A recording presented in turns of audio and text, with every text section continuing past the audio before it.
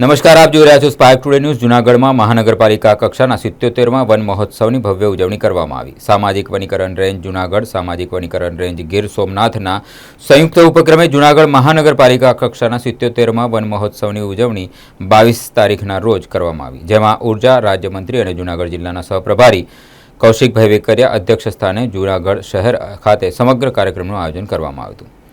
આ તકે વન વિભાગ શ્રેષ્ઠ કામગીરી કરેલા વિવિધ કર્મચારીઓ અને શાળાના તેજસ્વી તારલાઓનો અભિવાદન સમારોહ યોજવામાં આવ્યો। કાર્યક્રમની શરૂઆત મંચસ્થ મહેમાનો તુલસીના રોપા મોમેન્ટો અર્પણ કરાઈને અને દીપ પ્રાગટ્ય સાથે કરવામાં આવી। ત્યારબાદ શાળાના વિદ્યાર્થીઓએ પર્યાવરણ બચાવો વસુધૈવ કુટુંબકમ એક પેડ માં કે નામ અભિયાન અન્વયે સ્વાગત નૃત્ય પ્રસ્તુતિ, યોગ પ્રદર્શની, અભિનય ગીત અને વક્તૃત્વ વડે વિવિધ ઝાંખી કરાવી હતી।